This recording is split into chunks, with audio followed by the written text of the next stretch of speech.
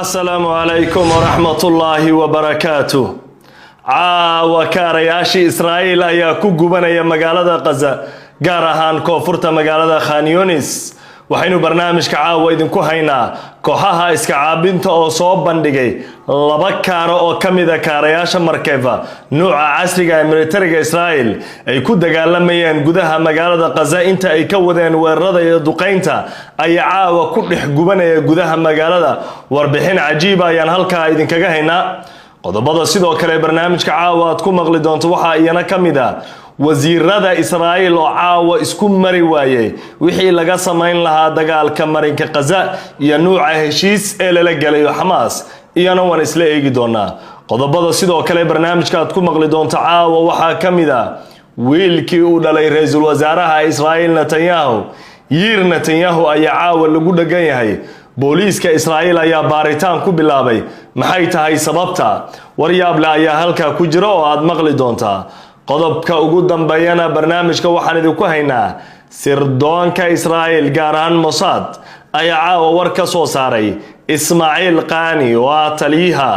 ciidamada kacaanka dalka Iran ilaalada kacaanka waxa maxay leeyihiin Mossad ninkan hore ayaa looga shakiyay in sirdoonka Israa'iil la shaqeeyeen kale Mossad se jawaabta ay bixisay ayaan caawa isla eegi doonaa iyo sababta Ismaaciil Qaani looga shakiyay isagoo taliyaha ilaalada kacaanka dalka Iran oo ciidanka ugu muhiimsan dalkaasi waxa iska caabinta Qassam ayaa caawa soo saaray war ay ugu yeereen weerarkii ugu cuslaa oo ay qaadeen sida Al Jazeera ay warbaahinta kale ay qorayaan koonfurta magaalada Gaza caawa mar kale waa la isku helay ciidamada Israa'iil iyo kooxaha iska caabinta waxay sheegeen meel control ah iyagoo gudbaya kaarayaasha Israa'iil ayaa halka lagu helay waa koonfurta dhanka bari magaalada Khan Yunis ee ka tirsan marinka Gaza haddaba taangiyada Israa'iil markii la gubaya ayaa la sheegay inay marayeen xaafadda loo yaqaano Al-Kabera ee ku taala dhanka bari Khan Yunis koonfurta magaalada Gaza waxa la sheegay halkaasi in kaarayaasha Israa'iil caawa ay ku gubanayaan oo muuqaalada ka imaanaya yihiin kaarayaasha Israa'iil laba kamida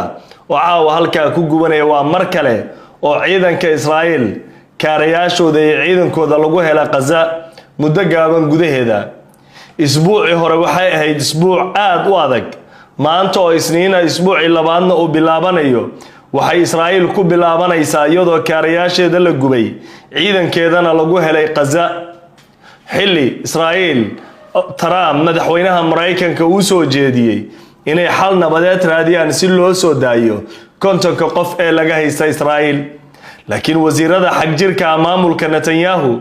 oo is adkeynaya oo wali ku celcelinaya inay doonayaan Gaza inay la wareegaan ayaa xaaladda ku sii adkeynaysa ciidanka Israa'iil oo aad moodo tirada dhimashada iyo gawaarida laga gubaya taangiyada inay kor u sii kacayso maalinba maalinta ka dambayso kooxaha iska caabinta ayaa hore u sheegay in maalmaha soo socda ay qaadi doonaan weeraro culus oo nidaamsan oo ay sheegeen inay ka duwanaan doonaan kuwii hore caawa warkan oo ay qoraysa Al Jazeera waxa ay muujinaysaa sida xiisadda magaalada Gaza ay u kacsan tahay iyadoo dhanka kale Israa'iil la sheegay maanta inay Gaza ku dishay 30 kamida dadka reer Gaza oo caruur iyo dumar u badan xilli magaalada la sheegay inay cunada shidaalka iyo daawada aad ugu yar tahay Israa'iilna dhowr jeer ay ku wargeliyeen madaxda caalamka hay'adaha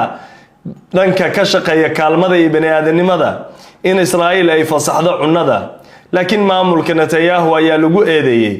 inay u adeegsanayaan raashinka ay goynayaan shidaalka iyo daawada inay ku dagaalgalaan oo marka ay kula dagaalamayaan waxay ugu yareen kooxaha iska caabinta ayagu yaqaanaan kooxaha argagixisada si kastaba ha noqotee caawa falkan waa mar kale xaalad adag oo gelinaysa Israa'iil inay go'aan degdeg ka qaadato marinka Gaza waxa la leeyahay nuuc farsamo dagaal aysan isku dayin malahan kooxda Netanyahu xitaa dad caloosho shaqaystayaal way kireysteen xaaladu way ismari laadahay dagaalku si adkaanaya waqooyiga shujaaciya oo dhanka waqooyi magaalada Gaza ku taala Khan Yunis oo koonfurta labadaba ciidanka Israa'iil waxa ku haysta ayaa la leeyahay culays daran magaalo intaas 22 bilood go'doon ku jirtay cunno ku filan aan soo gelayn shidaal soo gelaynin daawo oolin isbitaalada laga burburiyo oo wali dadkoodu ay dhex fadhiyaan dagaalkina uu ka socdo dadkii Israa'iil laga hayeen wali laga hayo tunneeladii godadka magaalada Gaza way dhisan yihiin ayaa la leeyahay tan miyaysan ku qasbaynin in Israa'iil ay miiska wada hadallada ku degdegto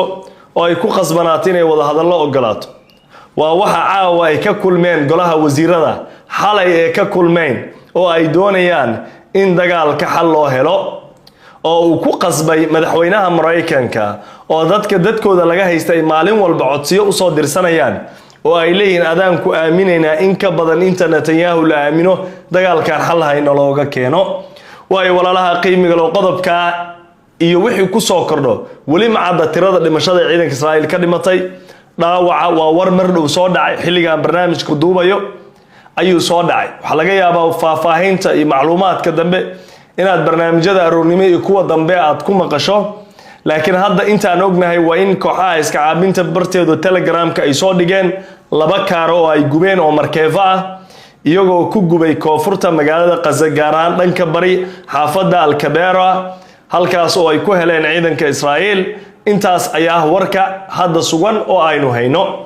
waaye qodobka xiga barnaamijka iyadoo uu noo soo socdo sirdoonka Israa'iil oo markii ugu horeysay ka hadlay warka ku saabsan in Ismaaciil Khani taliyaha ilaalada kacaanka Iran in uu sirdoon Mossad u shaqeynay uu yahay in kale waa dul istaagi doonaa warkaas waxa kale oo inoo soo socday wiilka Netanyahu oo lagu dhageeyaa booliisku u waceen waxa isleedahay sidoo u dhaqmay Soomaaliya muu joogaa sheekaya abla meesha taalo oo aan isla eegi doonaa laakiin walaalaha qiimiga loo aynu ku hormarno wada hadallada Hamas iyo Israa'iil ayaa hadal haynta ugu badan maalmahan warbaahinta Carabta iyo Al Jazeera iyo BBC iyo kulli aad loo hadalhayo waayo Trump wuxuu leeyahay waxa naga go'an in xabad joojinta magaalada Gaza la dhaqan geliyo oo dagaalka Gaza uu soo dhamaado ma soconaysa buu leeyahay dagaalkan inuu sii socdo suurtagal ma aan dadka Israa'iil laga hayana inay intaan kadib sii maqnaadaan saadarteed Netanyahu iyo Israa'iil dhamaan waxa loo ugu baaqay inay la yimaadaan xal nabadeed oo dagaalka la joojiyo xalay golaha wasiirada Israa'iil way fariisteen caawana way fariisteen caawa wasiirada hoose ayaa fariistay dood dheer kadib warbaahinta Israa'iil oo ay ku jiraan Haaretz oo ku jiro Jerusalem Post Times of Israel Radio 4 iyo kuwa kale dhamaan waxay tabinayaan in golaha wasiirada Israa'iil ay isku khilaafsan yihiin ilaa wasiirada xaq jirka ah ee Bingaver iyo Smotrich iyo Bezalel Smotrich iyo kuwa kale waxay ku adkaysanayaan inuu dagaalka sii socdo waxa la leeyahay dadkan indham ma balahan ba aragii la ayeen waxna ma maqlaan baad isleedahay waxa ciidanka ku dhacay kaarayaasha gubanaya dadka raashinka ay ka jareen sumcad darrada diblomaasiyadu si xumaatay Israa'iil oo si go'doon si galayso waxa soo dhan uma muuqdaan ayaa la leeyahay oo waxay un rabaan dagaalka inuu sii socdo waa rag xaq jir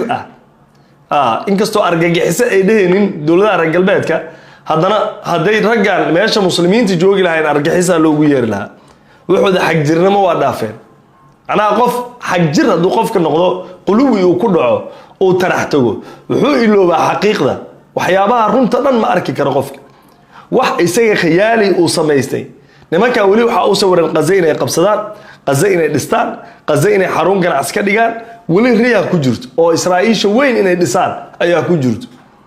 ciidamada meydkooda 7 4 3 2 1 kaara la gubay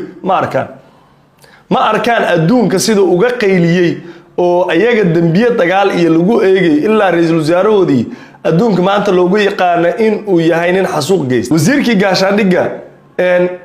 la raadinayo Yoav Gallant ICC da iraadin waxa soo dhan uma muuqato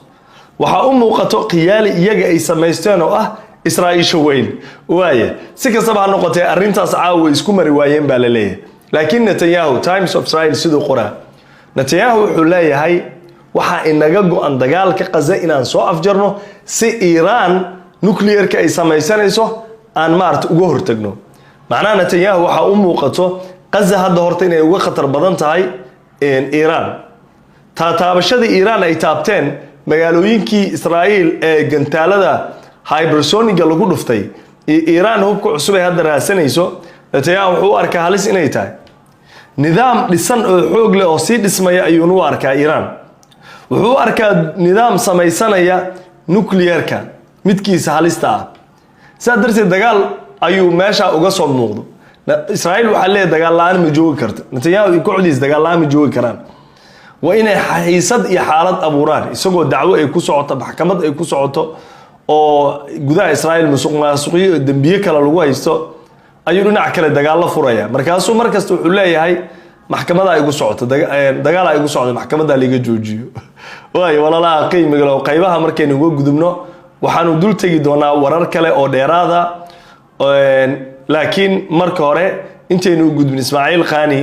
waxa ay ka yiraahdeen sirdoonka Israa'iil oo war yaab laan idinkaga hayo wiilka Netanyahu oo lagu dhagan yahay booliiska baaritaan ay ku bilaabeen gudaha Israa'iil laakiin marka hore aynu ku yaraha kano walaalaha qiimiga loo qodobada ku saabsan wiilka Netanyahu oo lagu dhagan yahay booliiska iyo sababta Ismaaciil Qaani oo sidoo kale Mossad Israa'iil ay ka soo hadleen inuu yahay jaajuus u shaqeeya Israa'iil in kale laakiin wargeyska Financial Times ayaa ku waramaya in Ruushka uu diyaarinayo duulaan wax badan ka bedelaya dagaalka Ukraine uu kula jiro Ruushka iyadoo ujeedadu tahay inuu Ruushka la wareego Odessa oo ah magaalada ugu muhiimsan Ukraine ee ku taala badda madow taa oo Ruushka ku doonayo inuu Ukraine u bedelo dal aan macno lahayn oo laga xiro marin kasta oo badeed gaar ahaan badda madow sida ay wargeyska u sheegeen saraakiil reer galbeed ah meeshan waxa kaaga muuqanaysa adduunka in lagu jiro xaalad la isku awood sheegana Ruushka Ukraine dhul badan oo ka qabsaday dhulkii uu ka qabsaday qayb kamid ah Mareykanka wuxuu leeyahay iska qaado laakiin ka jooji duulaanka iyo weerarada Ukraine laakiin Ruushka wuxuu leeyahay maya hadda marka qubaradu waxay leeyihiin Pakistan hadda India ka awood badnaan lahayd sida Ruushka uu maalin kasta Ukraine u weerar loo weerar lahaa laakiin nuclear ay haysata gantaale ay haysata diyaaradaha halis ay haysata Ukraine waa loo awood sheegtay reer galbeedkii dhahay shalay waa ku caawinaynaana wax ay caawiyeen iyo wax ay garab siiyeen malaha waxay u muuqataa bannaan cidla in looga tagay wadan walba iyo dal walba isku tashaninna saasa bannaan cidla looga tagaa dal dantiis intuu ku soo xayiro adiga ku difaaca waa yariya ma garanayo inaad tahay sida Israa'iil oo kale Mareykan ku dhalay oo adiga Mareykan meesha kugu ilaashana taas waa arrin kale hadii lagu ilaashana dukaanka lagu furay oo adiga aad tahay iibiye laakiin milkiiliyu korka ilaashana waa gooni wixii intaas ka soo haray waxa way sida Iran oo kale dagaalka ninka waalna dagaalatid way gantaale ina haystid sawaari qatar ina haystid ina suusi diyaarnays Iran hadda way si diyaarnaysa iyadoo heshiis xabajoojina Israa'iil ay wada galeen xabadii la joojiyay wali ma is aaminayaan marka meeshan adduunka waxa lagu jiraa waqti adag qodobkaas meeshan uga gudbayaa aynu toos u galno Ismaaciil Qaani marka ay soo noqotay hadalayntiisa markii la arkay isbuuci hore isagoo dhex socda dadweynaha reer Tehran magaalada caasimadda Iran waa la yaabay ninkan waxa lagu tirinay saraakiisha la dilay inuu ku jiro waa markii labaad oo la leeyahay Ismaaciil Qaani waa la dilay hadana waa soo taagay markii weerarada Lubnaan laga fulnay waxa uu la joogay maalmo ka hor Lubnaan Xisbullah uu la joogay uu soo baxay Tehran uu joogay ayaamaha laftirkeeda dooda dhalatay inuu weerarka ku jiray inka hadana waxa soo baxay uu qoray Middle East Eye warbaahinta la yiraahdo in Ismaaciil Qaani baaritaan ay ku wadaan ciidanka sirdoonka dalka Iran kadib markii looga shikiyay inuu la shaqeeyo Mossad Israa'iil hadda Mossad soo hadlay meeshan uu fiirso waa muhiim Mossad waxay leeyihiin Ismaaciil Qaani nooma shaqeeyo dabeecad ahaan waxa lagu yaqaanaa Israa'iil iyo nidaamyada la midka ah meel buuqad uu ka jiro oo iyaga dantooda ay tahay way ka aamusaan laakiin Ismaaciil Qaani shaki bixinayaan hadda taas laftirkeeda qubarada waxay leeyihiin shaki badan ay dhalinaysaa inay Mossad soo tweet gareeyaan oo warbaahinta Israa'iil ay soo daawacaan ay dhahaan Mossad uma shaqeeyo Ismaaciil Qaani shaki kale keenaysa oo ah miyum waxay rabaan inaan Ismaaciil Qaani taliyaha ilaalada kacaanka Iran aan laga shakinin kos mid shaki kuma jirto Iran gudaheeda in laga kaluumaystay shaki kuma jiro ilaa waxa la isku dayay xitaa Ali Khamenei in la dilo waxa cid aan la isku dayin in la dilo Iran ma jirto Ismaaciil Qaani waxa la hadana suuqa loo soo galiyay in la dilay yaa soo geliyay Israa'iil laftirkeeda waxay dhahay Ismaaciil Qaani waa la dilay hadda sirdoonka Mossad waxay leeyihiin iyaga bartooda soo geliyay awar isbaay ma aha ninkan jaajuus nooma hayno ma jaajuuso maxaa ka galadi Iran dhexdeeda iyada baaranaysa jaajuus hadii kale maxaa adi u leedahay jaajuus ma talaftirkeeda ayaa caawa shaki kala dhalisay waayo walaalaha qiimiga loo qayti ugu dambeysay barnaamijkeena habeenimo ayaynu soo gaarnay Yair Netanyahu waa wiil u dhalay ra'iisul wasaaraha Israa'iil ayaa booliiska Israa'iil waxa ay ku bilaabeen baaritaan ku aadan xadgudub u geystay oo dhanka sharciga kadib markii baasaboorka diblomaasiga Israa'iil oo loogu talagalay kaliya diblomaasiyiinta ama arrimaha dibadda ha u shaqeeyaan ama si kale diblomaasi ha u ahaado arrimaha dibadda baa la siiyaa baasaboorka diblomaasiyiinta loogu talagalay ayuu wuxuu siiyay baa la yiri dad kale oo caadiya oo asxaab ay yihiin ayuu siiyay sidoo ku siiya dood ka timid wasiirkii hore ee arrimaha dibadda Israa'iil ayuu u maray wuxuu uga qaaday ama wasaaradda arrimaha dibadda inay dadkan diblomaasiyiin yihiin oo kale mana ahan wasaaradda arrimaha dibadda uma shaqeynaynin booliiska waxay baarayaan isaga iyo kuwa kale oo ka shaqeynayay wasaaradda arrimaha dibadda Israa'iil waxay u arkaan arrintan inay tahay xadgudub sharci ah